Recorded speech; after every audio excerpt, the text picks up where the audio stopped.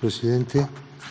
Siguiendo entonces los comentarios que ha habido recientemente, como ustedes saben, ya lo ha dicho el presidente hace un momento, el Gobierno de México recurrió a una demanda pidiendo que el dinero que se lo llevaron,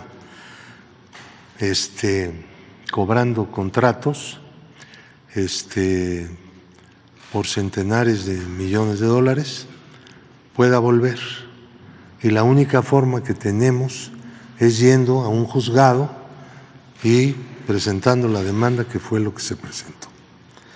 Sin embargo, los defensores de García Luna y de las empresas que movieron para hacer los contratos y llevarse el dinero, presentaron un recurso diciendo que la Corte de Estados Unidos, de Florida, no tenía capacidad jurídica para llevar ese juicio.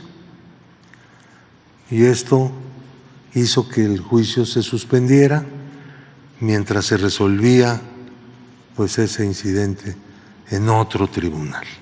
Pues ese otro tribunal ya resolvió y queremos decirles que ya no tienen recurso. Es definitivo, ya es inatacable.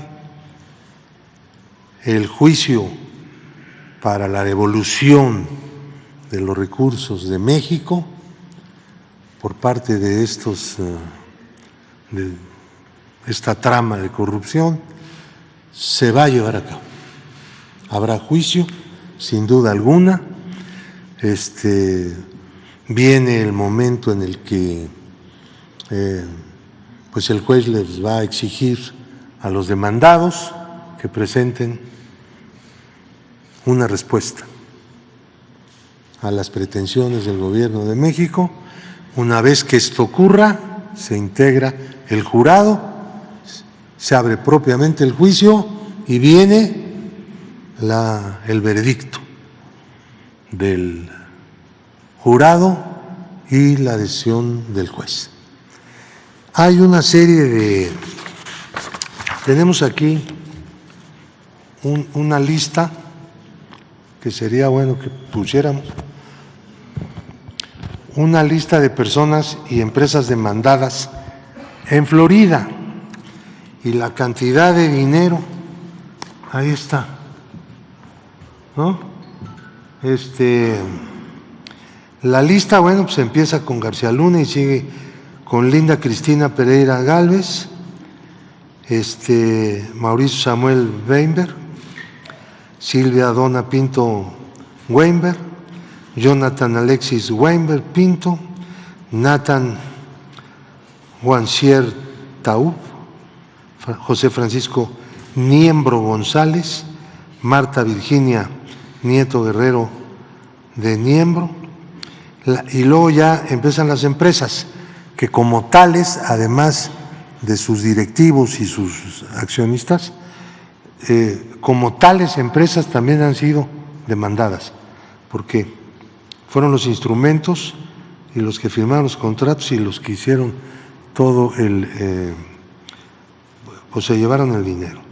Numbac Technologies, Gould Holding, GLAC Security Consulting Technology, Risk Management, y esta GLAC es propiedad personal de Genaro García Luna y de su esposa.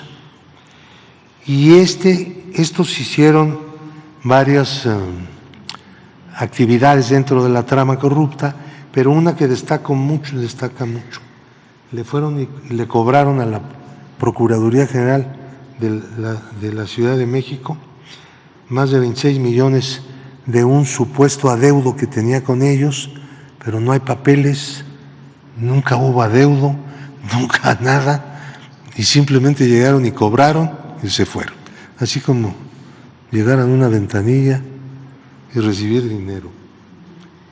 Eso lo hacían en muchísimos casos. Así es como operaba. Esta situación es emblemático esto que estamos viendo.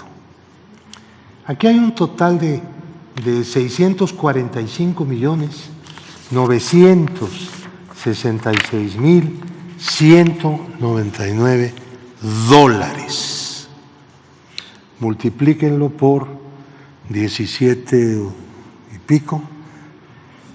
Se están haciendo menos pesos porque ya nos urge entonces rescatar todo lo que se pueda de esos dólares. Y 315,266,667 pesos. Esta tabla está dividida en dos partes y eso requiere un comentario.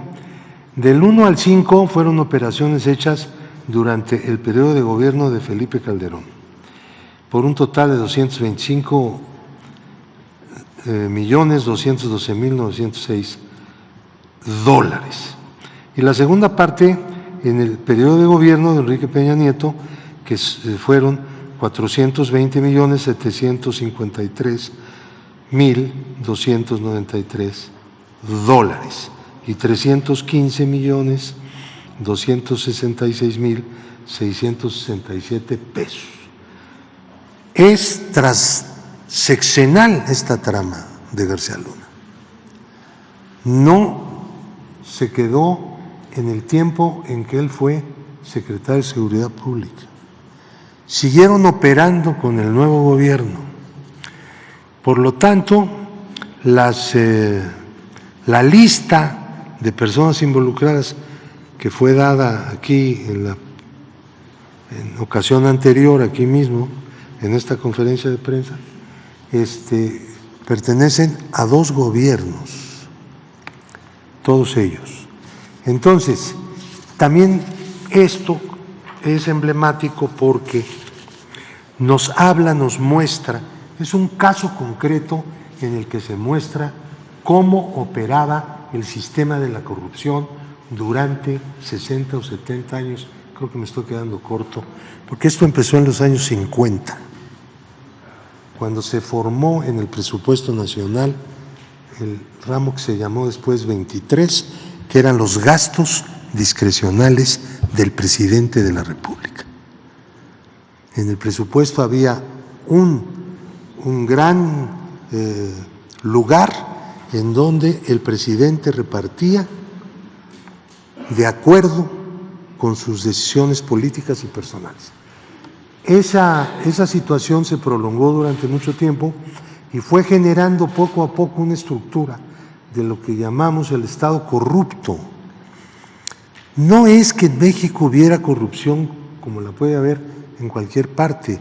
Nosotros no teníamos ese problema, nunca lo tuvimos.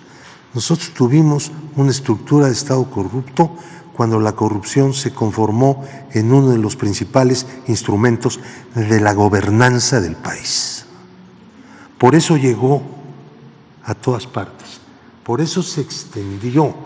El Estado es la corporación de la sociedad que tiene pues mayor presencia, mayores recursos, mayor injerencia en todas las actividades económicas, sociales, culturales, etcétera. Un Estado corrupto se mete a todas partes y tiene que ir incorporando a más y más gente. Eso fue lo que nos ocurrió como fenómeno.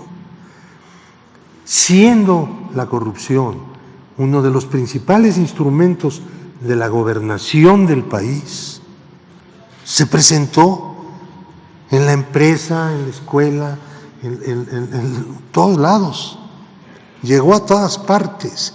No solamente era el presupuesto, era también toda la gestión pública la que fue víctima de la corrupción como sistema. Esto que nos diferencia hace que el problema sea más complejo en México. Este es el primer gobierno que declaró desde el principio, bueno, lo declaró desde antes de ser gobierno, que era una de las fundamentales planteamientos programáticos, que declaró y que ha actuado para desmantelar el Estado corrupto. Sin embargo,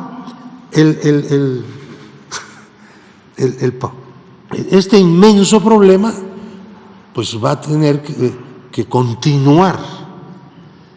Es importantísimo que continúe. Esto que por primera vez tuvimos, nunca un gobierno se propuso combatir el sistema de la corrupción. Nunca. Era parte del sistema de la corrupción. Llegó un momento en que Carlos Salinas reorganizó el sistema de la corrupción. No solo lo elevó, sino también introdujo una serie de elementos organizativos, lo perfeccionaron. Este es uno de los países del mundo en donde los neoliberales no solamente trasladaron propiedad pública a manos de corporaciones privadas e individuos, sino que siempre se hizo en esquemas de corrupción y no en todos los países se hizo igual. Nosotros destacamos, y pregunten por todos lados, entre los economistas y los periodistas, la gente que observó el fenómeno de la privatización de recursos públicos y de propiedad pública durante el neoliberalismo, y todos coincidirán en que México destaca porque tiene una característica muy propia. No es el único país, también hay otros, no voy a mencionarlos, pero hay muchos en Eurasia, hay muchísimos que hicieron eso. Al momento en que se cayó algo, repartieron todo, hicieron grandes millonarios, gigantescos, fortunas, pero eso ocurrió aquí también, y es característica de México. Entonces, la lucha contra el Estado corrupto lo podemos ver como un botón de muestra, aquí, en esa gráfica. Tomaban el dinero, lo llevaban, le daban la vuelta a través de Barbados, lo tomaban como, ¿no?, paraíso de tránsito y llegaba a Florida. Bueno, no es nada raro que García Luna haya escogido Florida para ir a hacer ahí su residencia. Este conglomerado empresarial, claro que le daba dinero a García Luna. Como nosotros descubrimos unas entregas de $10 millones, pues ahí está la evidencia para poder reclamar ese dinero y todo lo demás. Eso fue lo que hizo el gobierno de México. Este acontecimiento es algo que nunca había hecho el gobierno. El gobierno mexicano en la historia ha hecho muchas reclamaciones internacionales, muchas, pero un juicio de este tipo, de una trama de corrupción para recuperar el producto de la corrupción, no hay registro. Porque esta es una característica nueva que está teniendo ya México. Es decir, un aparato público, una dirección del Estado, pues básicamente del gobierno, que le declara pues la guerra, por decirlo así. No está bien usado ese término, tendríamos que decirle que se ha declarado pues la acción permanente, continuada, sistemática, enérgica, en contra del Estado corrupto para desmantelarlo. Esta es una muestra. Hay muchísimas otras, ¿no?, en la que por primera vez un gobierno se empeña pues en el combate a la corrupción como sistema que tanto daño le ha hecho a México y que tanto daño no solamente le ha hecho a las familias, a las personas, a los trabajadores, sino también a la forma de funcionamiento de las instituciones públicas. Tenemos una herencia, bueno, pues ustedes lo viven a diario, como todos. Continuar ese esfuerzo, no detenernos, es una clave. Cualquier traspié nos podría llevar a lo que ya sabemos que fue y cómo se gestó esta desgracia. Le llamamos a algunos Estado corrupto, se oye horrible, pues eso es. Muchas gracias. Muy bien.